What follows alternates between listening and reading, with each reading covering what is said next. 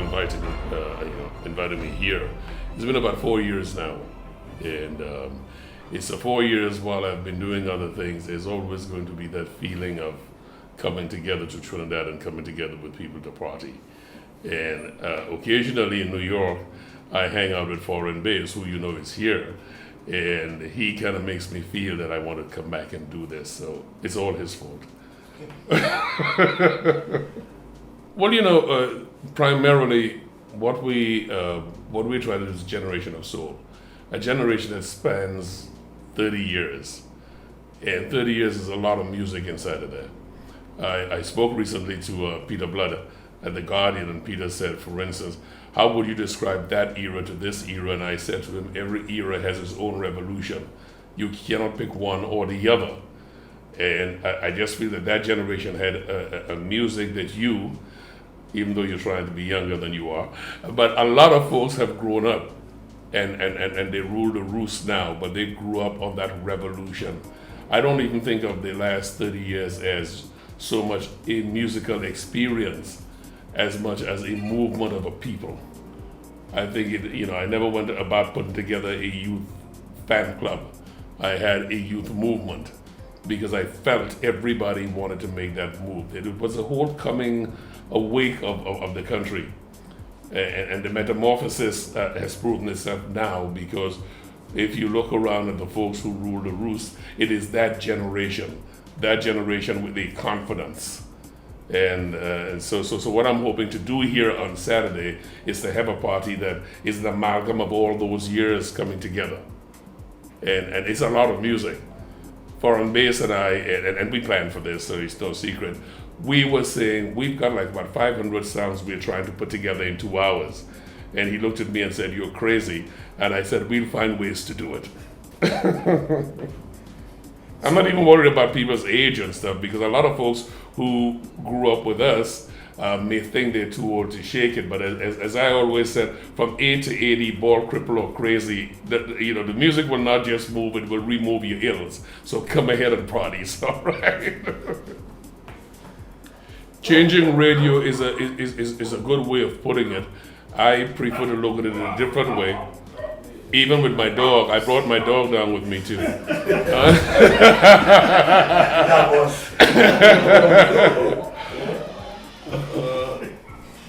What happened here when people say we change radio? Nothing is going to happen before it's time. And I said, again, I'm going to reiterate this. I was selected by people to lead a movement. Now, it is not that I had the original ideas to lead the movement, but because when you have a lot of people pushing you from behind, which I'm thankful for, it helps you to be creative, to be innovative. But those who remember when we started, it was an era of either Connie Francis or Jim Reeves or some people that had nothing to do with us. So while there were some people who said, for instance, "Oh, we need a little more Kaiso music in what you're doing," and I used to say what my brother Leroy Callis ended up saying, "I am not fighting a revolution in a revolution. I'm going to bring music that relates to black folks." And again, that was another revolution in itself, because my black folks is anybody of a different hue. It was not meant to exclude anybody else. Like you can start doing something primarily towards a group of people, but not to exclude other people. But because the other people had their way on the media, our revolution was to bring meaningful lyrics. Soul music brought meaningful lyrics. You understand what I'm saying? Because that was a whole social change going on in the world. And I locked on to that change. And I thought it brought people to be more assertive. And in conclusion to your question, and I know, this is kind of like a different Oprah talk show, because there are many dimensions to it. When folks think of Rennie B, everybody look at it as a DJ era. There was a coming of age era that had serious sociological implications.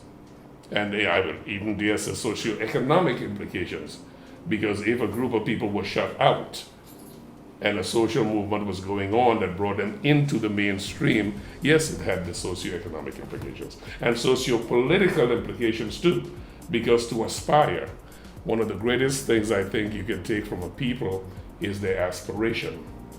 And if you're fortunate that you can reintroduce that aspiration, then you're really lucky to carry the role you did. Now that we have finished the Oprah part, you may go ahead with the other part. And one of the hidden lines in there, for instance, would be, you are one of nature's wonder, let nobody put you under, never say you can't survive. But that's how I did it. Inside of the jive, you got the message inside of there. I still get letters from folks in Canada. I get folks in Washington, D.C., a doctor recently telling me that had he not heard that he could do it, he may not have followed where he did. Now, is that a testament to me? No. It's a testament to that same thing I started the conversation with. It was a movement with a need to feed. I was fortunate that somebody passed me in the Trinidad term a breadfruit and say, share it. I am all the mistakes I made. I am all the achievements I had. I am all the people who helped me. A woman in Trafalgar Square, one time I visited London, had something that I remember very well. And she was an immigrant trying to get her status regularized. They were trying to deport her. But her sign was poignant to how I view life. I am here because I was there. So somebody asked me to change anything that happened and the mistakes I made and the directions no. I'm happy I did all of those things because the only reason I'm here today is because I was that. And I never feel that in life there is any adversity. There are inconvenient lessons. There are unpalatable lessons. There are difficult lessons. But medicine is always difficult. A lot of people ask me what I've been doing since I left here. I did IT at AT&T for about 4 years, and then I went straight into talk radio. I love talk radio. We do strict American politics. Did it for 13 years. I'm program director of a radio station that controlled every big Democratic name as far as the talk circuit is concerned. And we have recently gone Spanish. And that's the reason for our base is here, because he not only speaks English, he speaks rubbish too. Sorry, Mace. No, but seriously. And talk radio is important because that is the evolution. I come back here for a celebration. And when folks say, well, you're still DJing. No, I come back for a DJ celebration. But everything must turn. Khalil Gibran say, if you seek to stay in the house that brought you to the mansion, you should be living in the house. I like the mansion. And this is not the physical mansion, but you understand what I'm saying. You have to pass out from a certain place to another place. And somebody asked me what I think about the jocks now, what I think of the music now. And I say, I think the same way that my parents thought of me when I was doing it. Every generation has its own heroes, its own direction, and there's nothing you can do, and you cannot make a statement of it. You just respect it and say, okay, let's see how it works out. What are the tenets of radio? The tenets of radio right now, and I'm trying not to go far afield on this. Educate, inform, and entertain. If you can do a show, and when you're finished, you cannot say, I did all three, you really wasted your time on the radio. Now, you may have to find a way to conflate, entertain, and educate in a bigger wrapping of entertainment. I've always said you have to ask yourself the question, why am I on the radio and not the other guy? Well, you're on the radio and not the other guy because you have something to give. Give something. And if you're purely there just to do the entertainment, that's fine too. But then there must be some counterbalance. Narcissism is something that bothers me. A DJ can be cute. You can be cute and do rhymes. That's what I did all my life. But somewhere inside of there must be a grounding for whatever reason. You don't have to be a social commentator. You don't have to move to just be politics. You don't have to move just to be social. You've got to stand for something. The easiest thing is just to shoot your mouth and praise yourself. But at the end of the day, any fool can do that. I'm not calling any DJ a fool. I'm just saying anybody can do that. And maybe some years making me say that. God, if you disagree, or tell me later on. I like Garth. You hear me make reference to foreign bass all the time because he's one of the DJs in New York who I accidentally went to a party one time. He was playing and he was allowing the music to mix, not mix up. And you know, Kabuki's right here, but I don't mean that in a bad way. If you drop mix all the time, that's fine, that's your trip. But a DJ used to be a disc jockey like on a horse. You can ride it seamlessly one place into the other. And if you can't seamlessly ride a song into the other, hey, you play good music. I'm not too sure I want to use the word disc jockey. It's difficult to answer you. I'll do the best I can. The best time was learning. And all the period I was moving from, I think when I came back to Trinidad, I was an operator at Radio Fusion for about 3 years. Then I became the Star Child. Then I became the Pleasure of a Piscean. And then I became the Iceman. All those incarnations were good for me. Those were good times of learning. If I have a bad time is when I see what I believe the squandering of opportunities by a lot of folks now. One of the areas that disturbs me among anywhere else, and I don't just mean Trinidad. I've been in the United States now for over, how long has it got? About 20 years plus. And when I hear somebody use the term nigger, it frightens me. It frightens me and it angers me. Because ignorance of that level says you never took a moment to look. If I heard somebody use the term coolie, I go like, where have you been? Because the whole revolution was to remove that. And when I hear people thinking in terms of a white Trinidadian or a black Trinidadian or an Indian Trinidadian, that disturbs me. Because at some point you come to realization they are Trinidadians of different hues. So yeah, if I have something that disturbs me, that disturbs me. Malcolm X said appropriately, who taught you to hate yourself? Oh yeah, my childhood was here in Trinity. I went to New York to study to be a DJ and stuff like that, but my childhood was here, yeah. Where you grew up? Laventille is where I was born, and I grew up in San Juan. And that's why I made the Fernando Sancho. Do you know who Sancho is? It was an old Western fella, and it was part of my rap. Part of my rap was, I live on a hill, and many bad men live up there. The higher you go, the badder they get. I lived on the top. Yeah, well, yeah. My childhood was here, and I feel it's a homecoming. I think the biggest changing moment for me was the day I realized that I was given the ability to write rhymes. To write, because I was not just writing nice, slick rhyming stuff. I could carry a message inside of it. That to me was the biggest break, because then I wanted to, my challenge was, how can I do this really slick and push my revolution? I always had a revolution in my head. What was the revolution? Oh, the revolution, straight up, was for the people who were excluded in Trinidad should be included. I mean, straight up. I said at the beginning of the discussion, you cannot live on a river and not see water around you. And I am a black Trinidadian. And as a black Trinidadian, growing up, I could see banks where black Trinidadians couldn't be in. I see a lot of places black Trinidadians were not in. And there is no way that can be your upbringing and you not find a way to deal with it.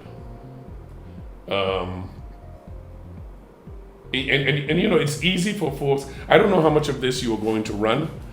And I say that because it is important for folks to understand everything has context. Because a conversation takes a certain sector of the country does not mean it is exclusive of all the others. I'm dealing with what I saw as an aggrieved group of people that did not have representation. And all I wanted to do was for the young folks like myself to tell them, hey, you belong in this fold, you will get in this fold. I had a couple of people at the radio station who picked up on it because they were of a different hue. They were Trinidadians, I thought. They were Trinidadians, but they understood where I was going with it. I mean, the NJAC, when they first started with their thinking, Brother Dagger and all of those, I related to it because I related to the struggle. Was I a card-carrying member of the NJAC? No. But that is what I'm talking about. That was the revolution. When I lean back and I looked at Eric Williams, who I think is a great man, would say, we are going to march and Chagaramis and tell the Americans that 99-year lease you got from the English, we had nothing to do with it. That was asserting nationality. I have to think when I spoke to people all the time, I spoke of you can have political independence, but economic dependence, which means you don't have crap. You know, you can't export everything and then import it and pay for it. The biggest lesson I learned in all of my life is that although it's unseen, nobody achieves anything by themselves. If you don't have people who also want that change, then your change is not accepted. If you are foolish enough to think you did it, ask anybody who's really succeeded how many times they kicked the microphone and didn't know what the hell they were going to say. But because of what they felt from inside, the words came. Yeah, the biggest lesson I learned is that nobody does it on their own. And you cannot achieve anything if you don't read and if you don't listen. It's been an exceptional life. It has been an exceptional life, and like every life that is worth something, you are going to gain something and lose something. You cannot gain and appreciate it if you don't know what it's like losing. You cannot complain about something, even if it's your own kind or your own country, if you don't love it. Martin Luther King, there can be no criticism if there is no love. Yeah. There are things I thought I could have done differently, but then I come back to the same point I made earlier. I am here because I was there. I could not have found another avenue to handle situations if I did not make mistakes on situations, or rather if I did not take decisions on situations. Because I'm very, in conclusion, I'm going to say that I'm very, very serious. There is nothing called adversity. There are difficult lessons. There are unpalatable lessons. There are inconvenient truths and lessons. But they are all lessons. And if you embrace them properly, then the next time you're a little better. If you, for instance, meet a man who insults you and you're worried about the insult, you have a problem. You have a problem. You should worry about what made him think he could insult you in the first place. And that makes you look at you and the foundation you set. And he won't do it again. Because you will not carry yourself in such a way that he thinks he can do that. OMG moment, if I had to take one, and I will beg you not to allow me to go into detail, is when I realized what the crazy people at Radio Trinidad were after an election. And that is the moment that I say time for me to leave. I'm not going to go into that because it's a chapter, and I know it's opening a can of worms. I will simply say that my OMG moment was how nakedly political or clannish. You can use a clannish as a euphemism for whatever you want. I'm not going there. But when I realized how people can have their own agendas, I went like, OMG, I didn't take this revolution as far as I thought I would have. I'm sorry, that's all you're getting. That's a big jump. Yeah, because the decision to leave was not, it was a good one. As I told you, I have no regrets. But it was not one that I said, this is the time I want to make the move. Circumstances told me, you need to move. Because we missed you. Well, I miss the experience, as I said. There is no growth I had that I did not get from people who demand of me. And that is something I want to pass on to all DJs too. And I think it applies to everybody. If you surround yourself with people who demand little of you, you will never achieve anything. You've got to get people around you who demand a lot of you.